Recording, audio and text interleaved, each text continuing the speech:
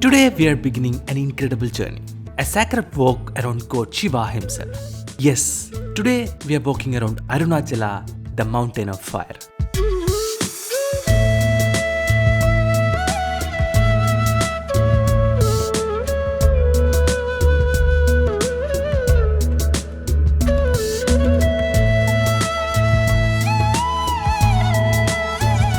This isn't just a mountain. Arunachala is the physical form of God Shiva. Every tree, every rock on this hill pulses spiritual energy. It is said that simply by walking around this sacred hill, our sins are washed away and we get closer to moksha or liberation. This walk is called Giri Pradakshinam or Girivalam. The word Girivalam literally means walking around the mountain. Giri means mountain and Valam means going around.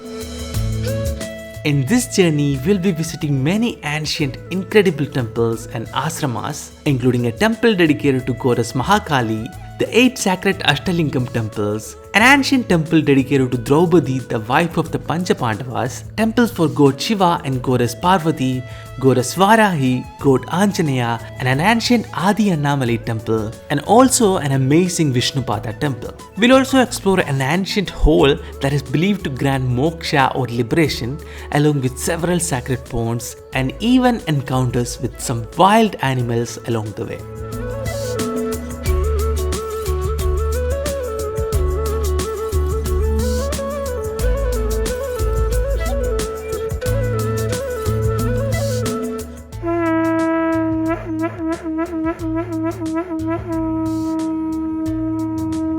So let's start this sacred journey. Om Namah Shivaya. You can start the Giri Pradakshinam from any point along the hill, but it is important to finish at the same spot where you began. Traditionally, most people begin at Anjaneya temple as it's considered specially auspicious.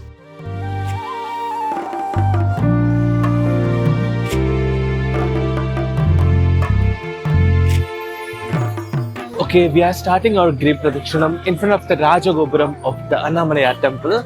So let's start our journey. So our first stop is Indra Lingam, which is installed by God Indra himself after getting blessings from God Shiva.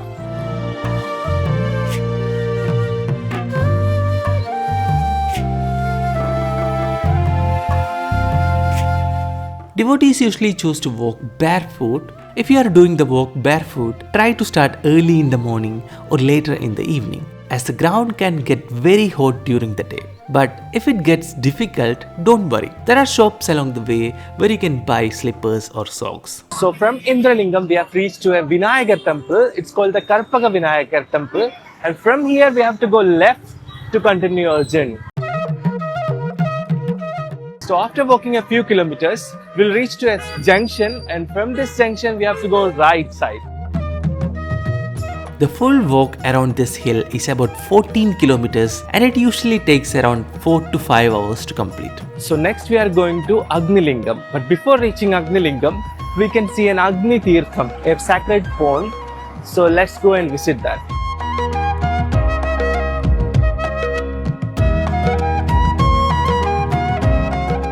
Opposite to the Agni Tirtham, we can see a large mandapam. It's called the Agni Vinayagar Mandapam.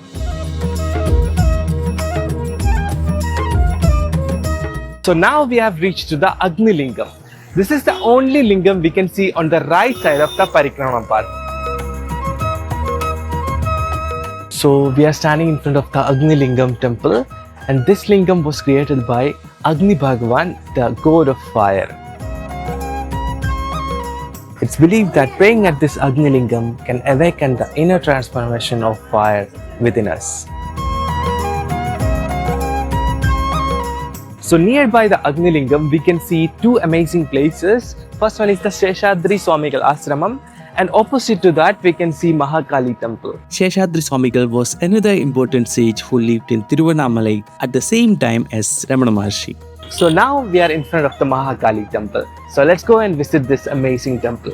Here we can see lots of lemons scattered on the floor in front of the temple. There's a belief that making a bali offering to the goddess keeps drivers and their passengers safe. To do this, drivers placed limes under their vehicles' wheels and crushed them as an offering to Mahakali, hoping it will ensure a safe journey. Also, there are many deities on the left side of this temple, so don't miss visiting them.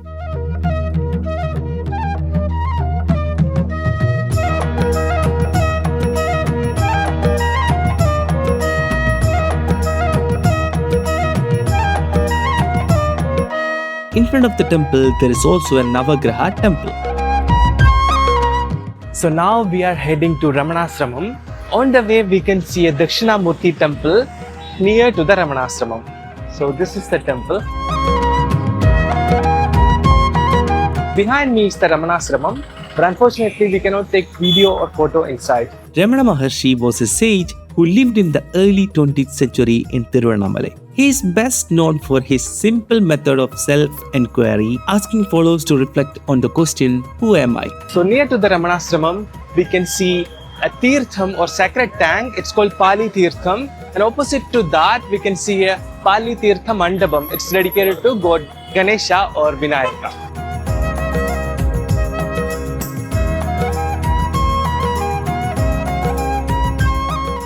This tank is also called Manekula, which means marriage tank, and newly married couples come here for blessings.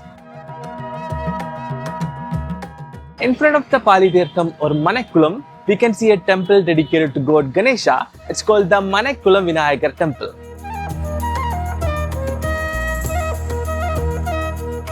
So after Ramanasrama, now we are going to a sacred place called Palakottu. There are lots of ancient temples there.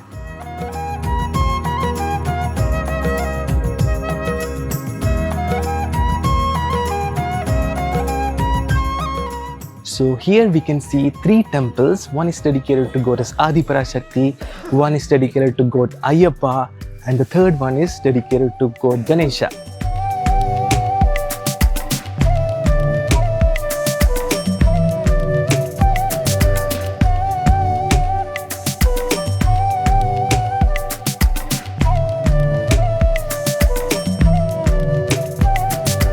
In front of this ancient Ganesha temple, we can see a small temple dedicated to Navagrahas or 9 planets. So near to the Ganesha temple, there is an ancient Tirtham or sacred water tank. It's called the Agastya Tirtham and it is dedicated to Sri Agastya Muni. He is known as the father of Tamil literature and is said to have assembled the earliest Tamil grammar called Agathiyam. Tradition holds that God Shiva asked Agastya Muni to teach this grammar to the world.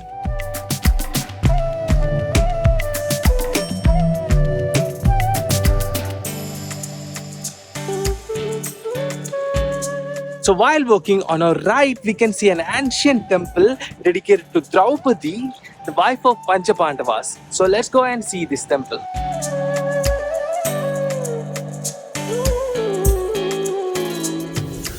God Krishna treated Draupadi like a sister and protected her whenever she asked for help.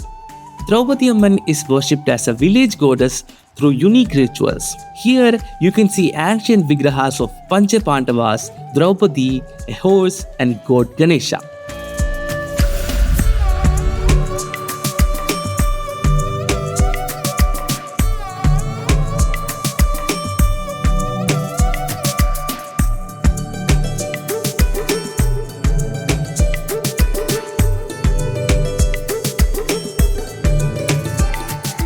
So while walking, we have reached to a mandapa. It's called Subramanya Mandapa, and behind that there is a temple also dedicated to God Subramanya or Murugan.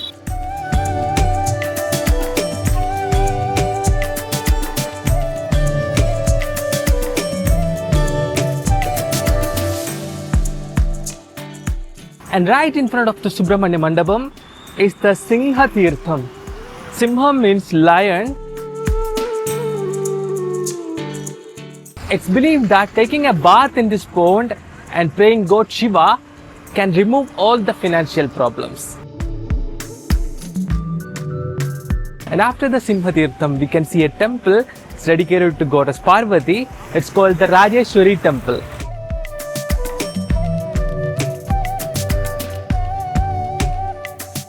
And left side of the Rajeshwari temple, we can see another temple dedicated to Goddess Varahi. And behind that, there is another temple dedicated to Hanumanji. This is the Anjaneya temple.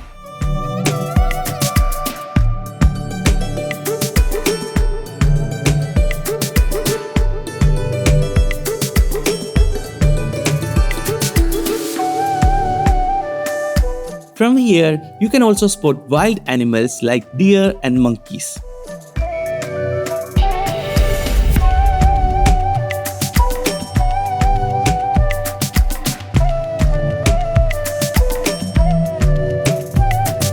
Also near to the Rajeshwari temple, we can see a matham is dedicated to Sri Shankaracharya.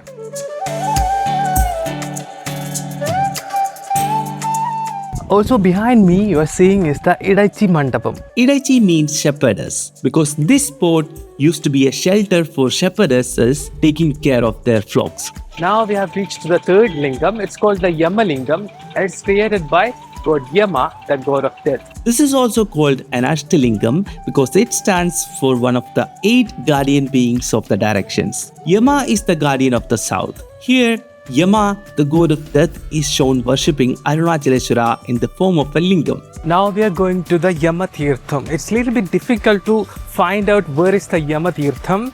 It's right behind to the main Yamalingam temple, but there's no actual way to reach here. And it's kind of sad to see the current situation of this pond. Look at this. It's almost damaged. There's no proper way to reach near to the pond.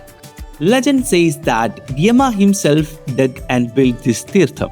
After visiting the Yamalinga, now we have reached to a mandapa. It's dedicated to Nandi Bhagwan.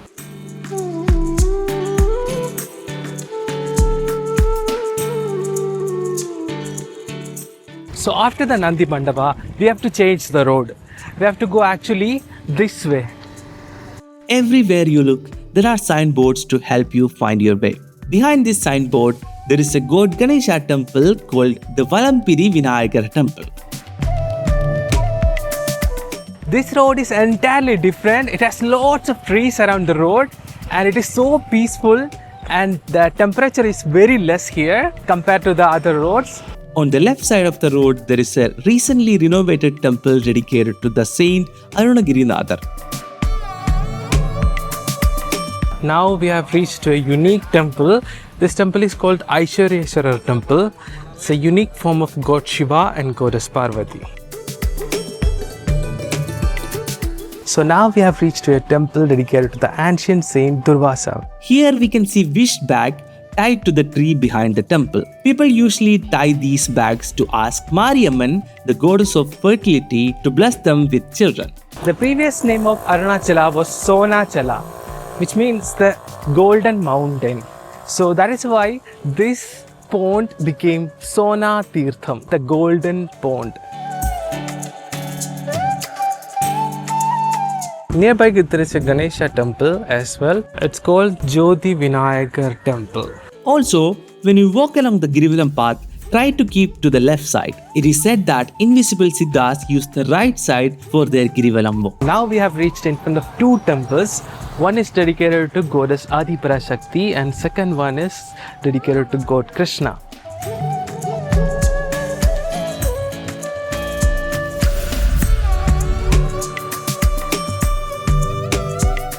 So in this temple, God Krishna is depicted as the Kaliya Mardana form.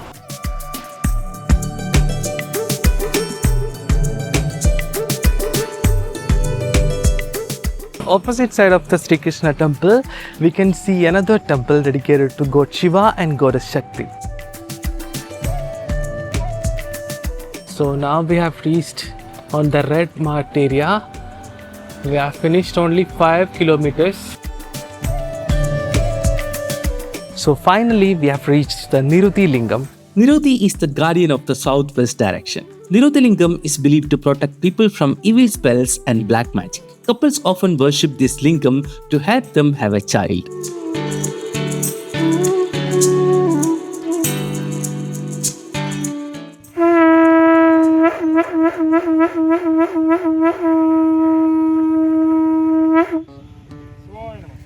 Nearby, you will find the Niruti Linga Tirtham.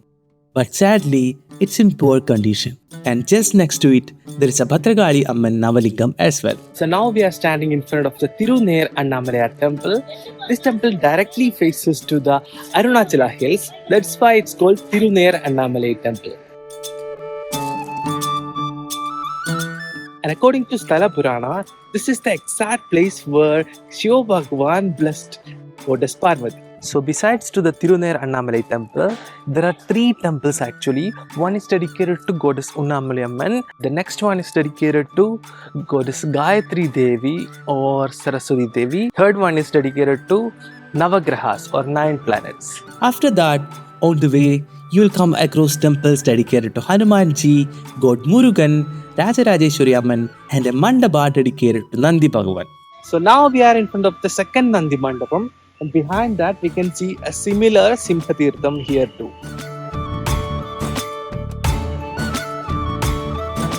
So behind me is the second Simhatirtham.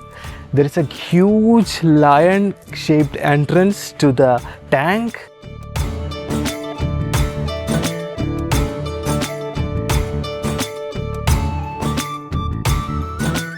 So after the Simhatirtham, we have reached an amazing temple.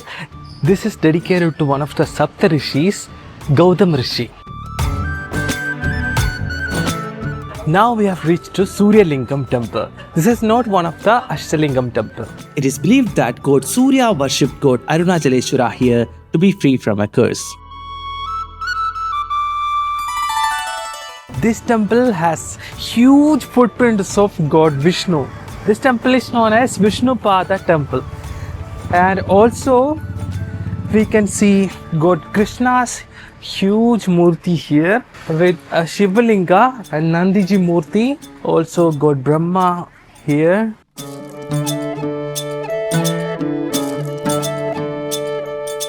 Now we have reached one of the Ashta Lingam. This is called Varuna Lingam and it is installed by God Varuna himself. Varuna is the guardian of the west direction.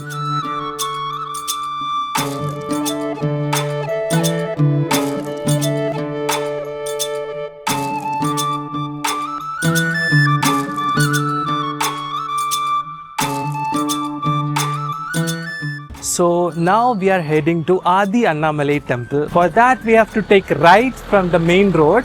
This is the road which goes to Adi Annamalai temple. So let's go. Near this temple, you will find a famous viewpoint of Arunachala called the Elephant. This spot gets named from a rocky mountain that resembles an elephant's trunk. Okay, now we are in front of the Adi Annamalai temple or Adi Arunachaleswarar temple.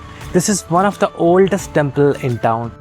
The story of this temple is linked to the origin of Arunachala. According to legend, God Brahma once lied to God Vishnu, claiming he had seen the top of God Shiva's Tejo Lingam, a column of divine light. To punish God Brahma for his lie, God Shiva stopped anyone from building a temple dedicated to God Brahma. To ask for forgiveness for his lie, God Brahma came to the western side of Arunachala. There, he installed an Arunachaleswarar Lingam, built this temple and worshipped God Shiva. God Brahma's act of placing the lingam happened before God Shiva agreed to take the form of a lingam for people to worship on the eastern side of Arunachala. Because of this, the lingam installed by God Brahma is called Adi Arunachaleswarar, which means the first Arunachaleswarar Lingam. The village where this temple is located is known as Adi Annamalai. It is believed that Sri Ramana Maharshi often spent nights here during his circumambulations of Arunachala. On one such visit, he heard celestial being chanting the Samaveda inside this temple. There is also a tunnel running through Arunachala from east to west. One end of the tunnel reportedly opens inside a locked vault room in the Arunachaleswarar temple, and the other end is said to be within the Adi Annamalai temple premises. During temple renovations in 1994, workers discovered a tunnel entrance, but it was permanently sealed. Today, the exact location of the tunnel remains a mystery. Here you see a temple devoted to Manikya, who is one of the 4 founding saints of Indian Shaivism. Nearby, there is a God Ganesha temple, and right beside it, an ancient mandapa with a large tree growing over it. So behind me is the Vayu Lingam. Vayu is the Dikpalaga of the northwest direction.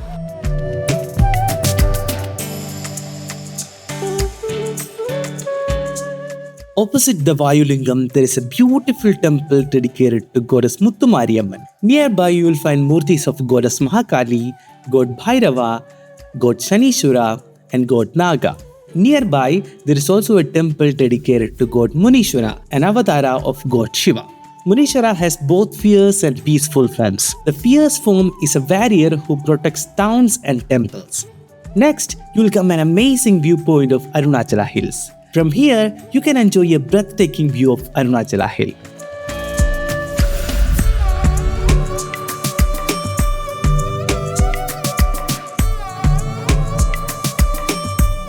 And near to the junction, you can see a nice photo spot. If you want, you can take photo from here. Behind, you can see the Arunachala Hill.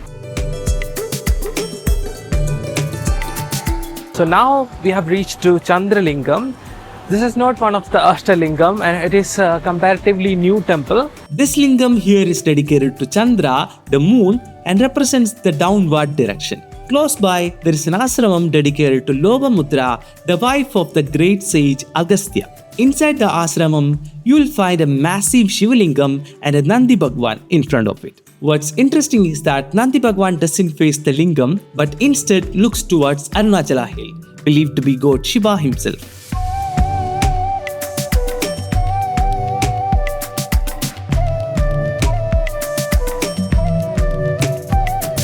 Okay, now we have reached to the Kubera Lingam. This is one of the Ashta Lingam. Kubera is the guardian of the north direction and the god of wealth.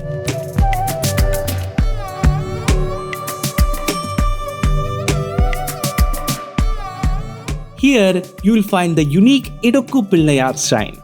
Idukku means narrow in Tamil, and this shrine is dedicated to God Ganapati. Pilgrims believe that squeezing through this narrow passage can lead to moksha or liberation. It is also reduce fatigue and body pain due to the natural massage your body gets while passing through. But beware, this challenge isn't recommended if you are overweight.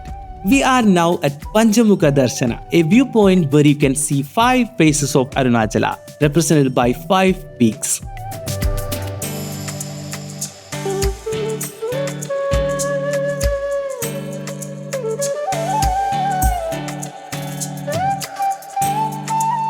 Now we have reached the 8th of the Ashta Lingam. It is called Ishana Lingam. So let's go inside. Ishanya is the guardian of the northeast direction and one of the 7 Rudras of God Shiva. It is believed that offering prayers here brings peace of mind and spiritual purification. So we have reached to the exact spot where we started, in front of the Arunachaleswarar temple main Gopuram. We have covered Ashta Lingams and all the other important temples on the Girivalam path. Hope you all enjoyed this video. If you like this video, please comment Jai Shiva Shakti, and I'll see you in the next one. Until then, bye. Jai Shiva Shakti.